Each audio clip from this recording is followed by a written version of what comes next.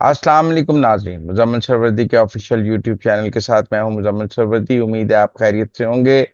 नाज़रीन, Iran America जंग है और मसाइल हैं, लेकिन बजट भी आ रहा है और हम उसको भूल नहीं सकते। खसारे का बजट है, कर्जों की भरमार है, एक कंगाल वफाक है, लेवीज हैं, माशी बहरान है। इस सब पर इन सब का हल क्या है?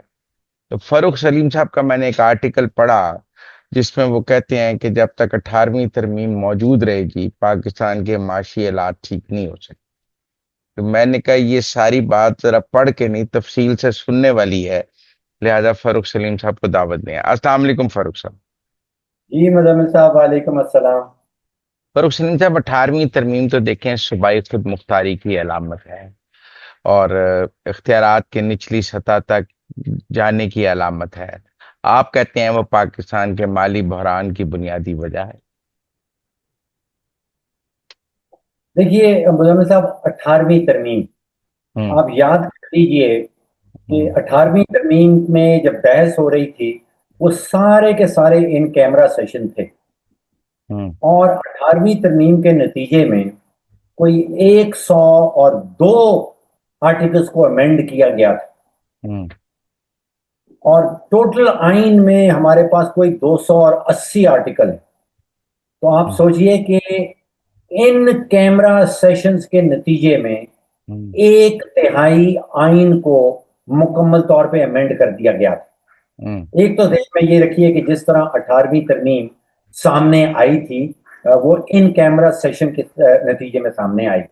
और बहुत ही जो पास करने वाले हैं, बहुत ही जल्दी में थे। हम्म। देवर इन ए ग्रेट रश। अब हम्म। उसकी वजूहत क्या है, वो सियासी तौर पे आप मुझसे ज्यादा बेहतर जानते हैं। तो हम्म। एक तो ये 18वीं तरमीम है। दूसरा, सियासत से बालातर होके मामला बना लेते हैं हिसाब का। हम्म। देखिए, हिसाब आपके सामने रखता हूं कि 2010 और 2025 हम्म। 16 बजट आपके और मेरे सामने आए। 16 18वीं बजट में तरमीम के बाद। 18वीं तरमीम के बाद 2010 में 18वीं तरमीम पास हुई। हम्म। और 2010 और 2025 16 बजट्स मैंने बहुत ही करीबी तौर पे देखे। हम्म। और अगर आप मुझसे सवाल करें कि वो 16 बजट किसने बनाए, हम्म। आप सोचिए, मैं आपको उसका जवाब भी दे सकता हूं। हम्म। क्योंकि वो 16 बजट्स जो हैं, वो एक ही शख्स ने बनाए थे और उसका नाम है शेख चिल्ली। हम्म। शेख चिल्ली ने ये 16 बजट बनाए। और अलिफ लैला की कहानियां हैं ये 16 बजट 18वीं तरमीम के बाद। और हम्म। वजह, दोबारा से हिसाब आपके सामने रखना है। हम्म। आप सोचिए कि जून के महीने में वजीर खजाना नेशनल असेंबली की फ्लोर पे खड़े होंगे और वो ऐलान करेंगे कि इस साल विफाक की आमदन 16,000 अरब रुपए होगी। ठीक। और उसके कोई 1 या 1.5 मिनट के बाद आप गौर कीजिएगा कि हमें बताया जाएगा कि 8,000 अरब 18वीं तरमीम के तहत सूबों में बांट दिए जाएंगे। और हम्म। 8,000 अरब सूद की मद में मुख्तस कर दिए गए। अब आपका हिसाब मुझसे बेहतर है, जरा मुझे बताइए कि 16,000 की आमदन, 8,000 चले गए सूबों को, 8,000 मुख्तस कर दिए गए सूद की मद में, तो बाकी विफाक के पास क्या बचा? सिफर। सिफर। सिफर जेब में है। 2,500 अरब का दिफा अभी करना बाकी है, एलोकेशन बाकी है। 3,000 की आपने सब्सिडीज देनी है, कर्जा लेके देंगे। 1,000 जो है वो running of the civil government है, कर्जा दे के। कोई 2,000 की आपके पास ग्रांट्स आनी है, वो भी कर्जा दे के। हम्म। कोई 1,000 अरब की आप डेवलपमेंट तरक्याती स्कीम बनाएंगे, कर्जा दे के। कोई 800-850 अरब BISP में देना है, कर्जा ले लें। उसके बाद 1,000 अरब कोई पेंशन देनी है, कर्जा ले लें। तो ये सोचिए कि 2010 में जो कौमी कर्जा था, जिस साल हमने 18वीं तरमीम पास की, वो 10,000 अरब का था। हम्म। और आज वो कौमी कर्जा 100,000 अरब पे पहुंच गया। जरा अंदाजा कीजिए अगर आप एग्जैक्ट फिगर जानना चाहते हैं तो कर्जा जो भी स्टेट बैंक ने बताया है वो 97 ट्रिलियन डॉलर है। जो 10 ट्रिलियन डॉलर था, 10 ट्रिलियन रुपया था 2010 में, जिस साल आप 18वीं तरमीम लेके आए। तो 1947 से 2010 तक, 1947 से 2010 तक 10 ट्रिलियन रुपया ऐसे ठीक ही। है। और 2000 और 2010 से 2025 हमने 87 ट्रिलियन और ले लिया। अब ये अगर तो इसी को आप कंटिन्यू कर सकते हैं, हम्म। क्योंकि हमने विफाकी हुकूमत को बना दिया है एक हम्म। कर्जा लेने वाली मशीन, हम्म। और 4 सूबाई हुकूमतें हैं उन कर्जा जात को खर्चने वाली मशीन।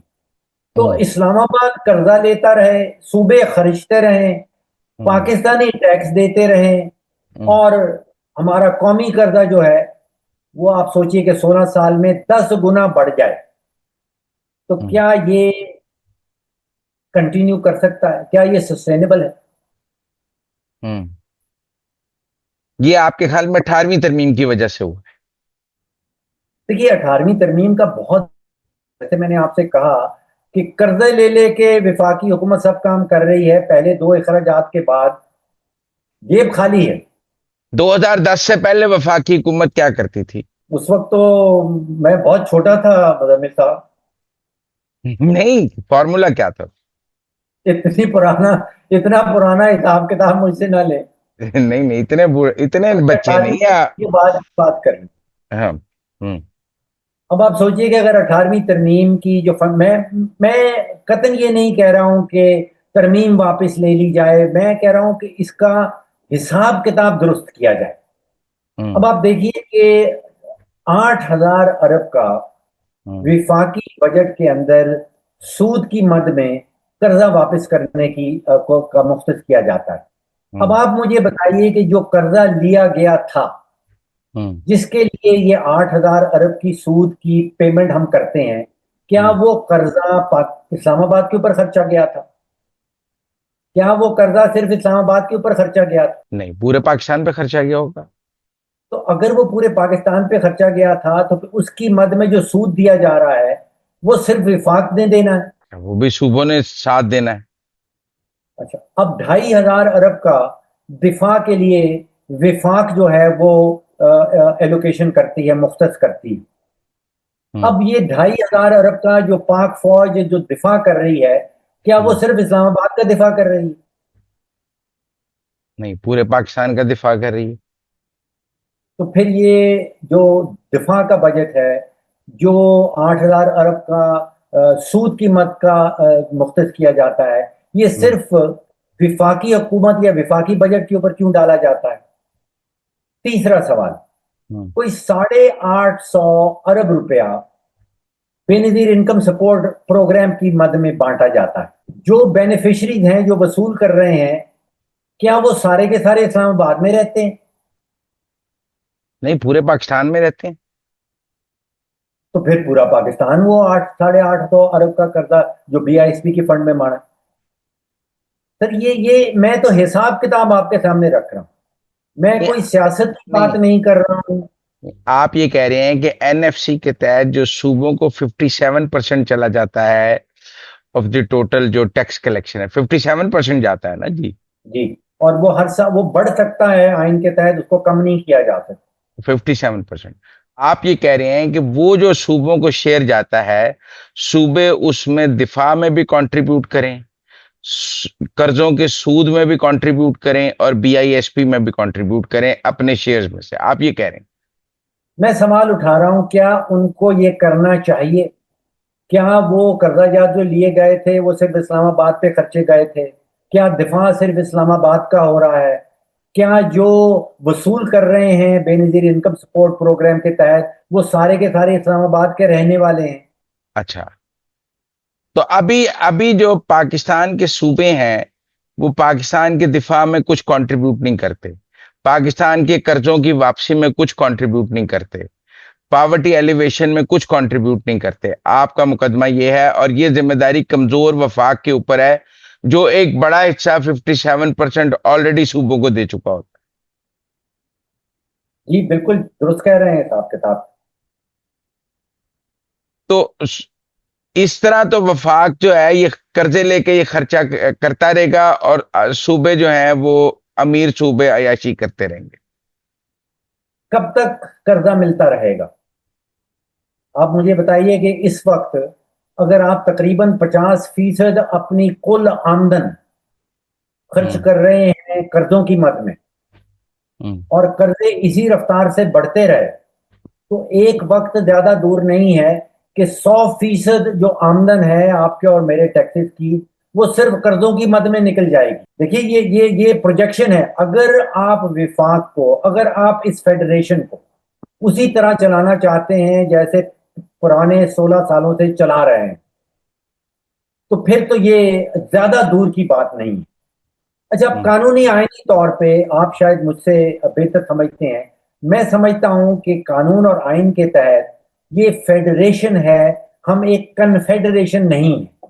हम्म। जैसे कनाडा कन्फेडरेशन है, वो सूबे उनके बहुत ज्यादा आजाद हैं।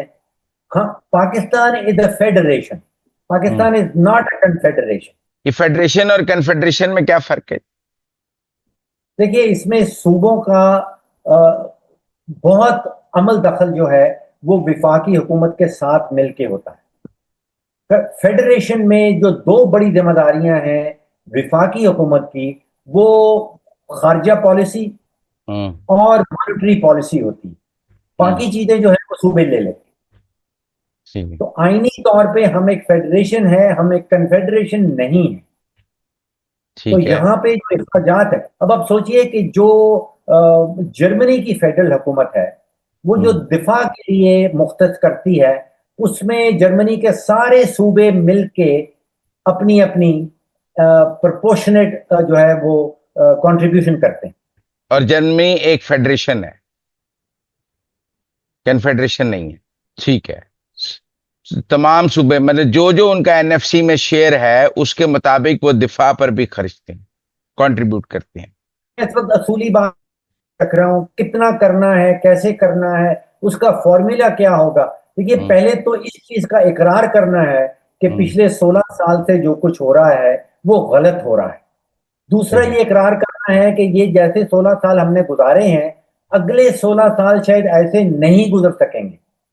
कोई हमें कर्जा देता नहीं रहेगा, कोई विफाकी हुकूमत को मुसलसल कर्जा नहीं देता रहेगा, ताकि चार सूबाई हुकूमतें जो हैं वो बगैर किसी जिम्मेदारी के अपने खर्चे, अपने अखराजात करते चले जाएं। ये वक्त ज्यादा दूर नहीं है। तो हमें एक मोड़ तो काटना ही है, हमें इस्लाहात तो लानी ही है। इनके ये दो चीजों के इकरार के बाद फिर फॉर्मूला सेटिंग होगी कि किस सूबे ने क्या करना है, कितना करना है। अच्छा, तो नहीं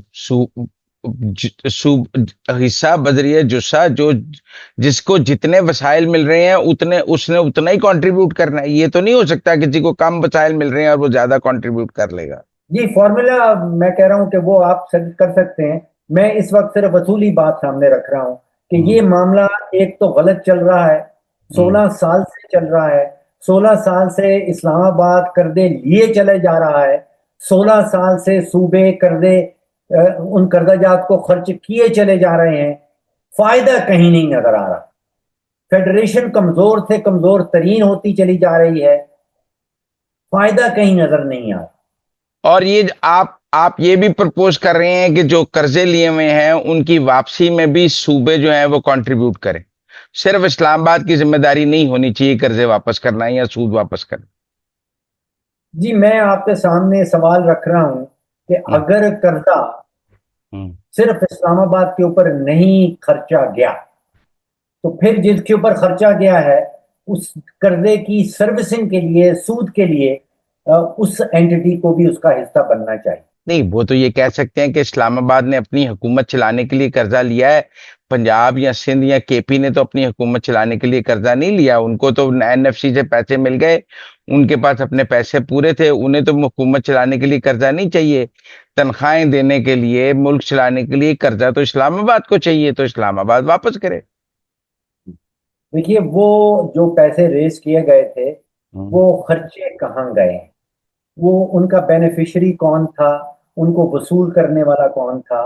दिस इज व्हाट मैटर्स। यहाँ हुकूमत चलाने या हुकूमत की हुकूमत के पहिए को चलाने की बात नहीं हो रही। यहाँ ये बात हो रही है कि वो जो कर्जा लिया गया था वो खर्च कहाँ हुआ है। जहाँ पे खर्च हुआ है उतनी ही जिम्मेदारी उसके ऊपर बनती है उस कर्जे को सर्व करने की। ये कैसे तय होगा देखिए, कहाँ खर्च हुआ है? ये तो बिल्कुल इस्लामाबाद के ऊपर खर्च हुआ है या लाहौर पे खर्च हुआ है या पंजाब में खर्च हुआ है या सिंध में खर्च हुआ है या जिस आबाद, ये इसका इसका निकालना तो कोई बड़ी बात नहीं। देखिए, जो फॉर्मूला इस वक्त एग्जिस्ट करता है, जो हम्म। हिसाब किताब, जो अदाद शुमार इस वक्त आपके सामने है, हम्म। उनकी बुनियाद के ऊपर ये रियासत आगे नहीं बढ़ सकती। आपको कोई तैयार नहीं है कि आप 50% आपके और मेरे जितने टैक्सेस इकट्ठे होते हैं उसमें से सिर्फ सूद की मत को मुख्तस कर दिए जाए। ये हम्म। अगले साल 60 पे चली जाएगी, उससे अगले साल 70 पे पहुंच जाएगी। And the time is not too far away जब 100% आपको अपने विफाकी हुकूमत की टोटल आमदन जो है वो सिर्फ और सिर्फ कर्जों में निकल जाएगी। उसके बाद क्या बनेगा? क्या ये सोचना हमारा फर्ज इस वक्त नहीं बनता? 16 साल से अगर आप एक गलती कर रहे हैं तो क्या अगले 4-5 साल भी हमने ऐसे ही गुजारने हैं? तो फिर क्या करना चाहिए आपके ख्याल में? इसका जवाब मेरे पास नहीं है मुजम्मिल साहब। नहीं नहीं, कोई तजवीज तो होगी आपके जहन। तजवीज देना तो आपका काम है। ये तो जैसे मैंने कहा कि आप अगर इकरार कर लेते हैं, आप मेरी बात मान जाते हैं कि 10-16 साल से गलती हो रही। हम्म। दूसरा, आपको मानना होगा कि ये गलती जो 16 साल से हुई है, हमारे पास मजीद 16 साल नहीं है कि उसी गलती को हम अगले 16 साल भी सस्टेन कर पाए। हम्म। इन दोनों के इकरार के बाद हम्म। फिर आप और मैं बैठेंगे और फिर निकाला जाएगा कि इस तदवीर का, इसका जवाब क्या निकाला जाए, इसका हल क्या निकाला जाए। हम्म। मैं आपके सामने यहाँ बैठ के ये नहीं क्लेम कर सकता कि मेरे पास सारे सवालात के जवाब जो हैं वो रेडीमेड हैं, वो बने पड़े हैं। ये जो सवालात मेरे ज़हन में उठ रहे हैं वो मैंने आपके सामने रखे हैं। उनका हम्म। सोल्यूशन निकालना अशद ज़रूरी है। सोल्यूशन निकालना कोई बड़ी बात नहीं है। सोल्यूशन निकालना, प्रोपोर्शनेट सोल्यूशन निकालना, ये कोई इतना बड़ा मामला नहीं है। उसके इकरार के बाद अभी तो मुझे नजर आता है कि जो बड़े बड़े सूबे हैं हमारे, वो हम्म। इस बात को मानने की तैयार ही नहीं है। हम्म। वो तो अभी देर हैविंग फन। उनको ना हाथ हिलाना पड़ता है ना पांव हिलाना पड़ता है। उनको साल के 2,000 अरब, 4,000 अरब, 5,000 अरब विफाक से मिल जाते हैं और वो हाथ पे हाथ धरे उस पर खर्चा करते हैं। They are having the best of both worlds. सारे के सारे बिल विफाक के ऊपर और सारे के सारे चेक्स जो हैं वो सूबों के पास। बिजली का बिल भी वफाक के पास, गैस का बिल भी वफाक के पास, कर्जे भी वफाक के पास, सूद भी वफाक के पास, सूबों के पास तो कुछ भी नहीं। देखिए, इसमें से दो चीजों का जो आपने जिक्र किया, बिजली और गैस, वो मेरा बुनियादी जो मौक़िफ़ है वो ये रहा है कि हुकूमत का काम बिजली खरीदना और बिजली बेचना और गैस खरीदना और गैस बेचना नहीं है। उसका हम्म। काम है हुक्मरानी करना। हम्म। हमारे यहाँ विफाकी हुकूमत जो है वो पूरे मुल्क में जितनी बिजली बनती है पहले उसको खरीदती है हम्म। और फिर वो खरीदी हुई बिजली को फरोख्त करती है और इस हम्म। खरीदो फरोख्त में 800 अरब रुपए का सालाना नुकसान कर देती। हम्म। तो ये काम तो विफाकी हुकूमत का नहीं है, लेकिन this is a different topic all together apart from the 18th amendment. हाँ, लेकिन बिजली के बिल इकट्ठे करना भी तो सूबों की जिम्मेदारी होनी चाहिए। ये देखिए, बिजली का कारोबार जो है ये प्राइवेट सेक्टर का काम है। अच्छा। ये प्राइवेट सेक्टर बिजली बनाए, प्राइवेट सेक्टर अपने मुआहदे करे, किसने बिजली बनानी है, किसने बिजली खरीदनी है। जो हुकूमत की एंटिटीज हैं जिनकी तारें लगी हुई हैं, वो तारों का किराया जरूर वसूल कर सकते हैं, लेकिन this this should all B deregulated. अच्छा, ये मैं इसलिए कह रहा हूँ, थोड़ा सा टॉपिक फर्क हो गया मुजम्मिल साहब। आपको याद होगा कि एक जमाने में अगर आपको टेलीफोन का कनेक्शन चाहिए होता, तो ये मैं डीरेगुलेशन से पहले की बात कर रहा हूँ, हम्म। तो एमएनएस को कुछ कनेक्शन दिए जाते थे। हम सब भागते थे एमएनएस के पास कि भाई हम्म। मुझे टेलीफोन कनेक्शन चाहिए। फिर रिश्वत सतानी का एक बाजार गर्म होता था। फिर कोई 6 महीने, 8 महीने, 1 साल की बड़ी मेहनत के बाद आपको एक कनेक्शन मिलता था। फिर हुकूमत ने सोचा कि इसको डीरेगुलेट कर देते हैं। आज आप जाते हैं एक इंटरनेट का कनेक्शन लेने, तो आपको साथ में 5 टेलीफोन के कनेक्शन मुफ्त में मिलते हैं। तो ये फायदा हम देख चुके हैं डीरेगुलेशन का। जब डीरेगुलेशन होती है तो उसके फायदे जो हैं वो अवाम तक किस तरह पहुंचते हैं। आज मेरा जो मोबाइल का बिल है मुजम्मिल साहब, मैं अच्छा खासा मोबाइल इस्तेमाल करता हूं, वो महीने का 2,500-3,000 रुपए से ज्यादा नहीं आता। इतना खूबसूरत डीरेगुलेशन है कि यहाँ पे सेलुलर कंपनीज हैं, दुनिया की बड़ी बड़ी कंपनीज हैं, जबरदस्त किस्म का आपस में कंपटीशन है, और फायदा मुजम्मिल साहब को और मुझे पहुंचता है। आज 2,500-3,000 रुपए से ज्यादा का मोबाइल का बिल नहीं आता। तो मैं डीरेगुलेशन की बात कर रहा हूँ। हुकूमत का काम बिजली खरीदना, बिजली बेचना नहीं है। हुकूमत का काम गैस खरीदना और गैस के कनेक्शन बेचना नहीं है। हुकूमत का काम एयरलाइन की टिकटें बेचना नहीं है। हुकूमत का काम हुक्मरानी करना या रेगुलेशन करना है, रेगुलेटर के तौर पे काम कर सकती है। अच्छा, चले दोबारा बजट की तरफ ही आ जाते हैं। अभी तक आपने तीन चीजें जो है वो उसमें कही है वफाक की, एक दिफा, एक सूद और एक BISP। उसके अलावा वफाक पर क्या बोझ है जो सूबों के पास जाना चाहिए? देखिए, उसके अलावा तो बहुत सारी चीजें ऐसी हैं जो विभाग को करनी ही नहीं चाहिए। ये सब्सिडी किस मद में जा रही हैं? आप याद हम्म। कीजिए कि जब एक कंपनी होती थी कराची इलेक्ट्रिक सप्लाई कॉरपोरेशन, हम्म। उसको 5 अरब रुपए की सब्सिडी दी जाती थी, और हुकूमत ने ये जवाब उठाया कि क्योंकि विफाक KESC को 5 अरब रुपए की सब्सिडी देती है, हम्म। इसलिए इसको प्राइवेटाइज कर दिया जाए। हम्म। फिर उसको प्राइवेटाइज कर दिया गया। हम्म। और आज अब बजट खोल के देखिए कि हुकूमत अब भी उसको 40-45 अरब रुपए की सब्सिडी देती है हम्म। प्राइवेटाइजेशन के बाद भी।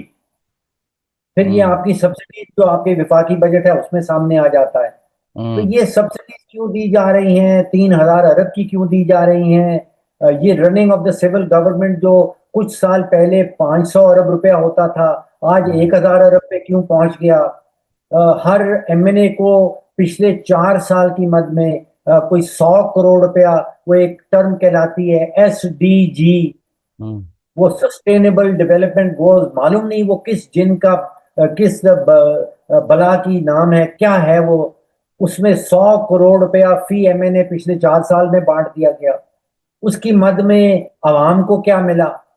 पर ये तो सूबाई 18वीं तरमीम का कसूर तो नहीं है ना, ये तो 18वीं तरमीम का कसूर नहीं है। सूबाई हुकूमतों ने कोई 30 करोड़ रुपया MPS को दे दिया, वो कहाँ गया?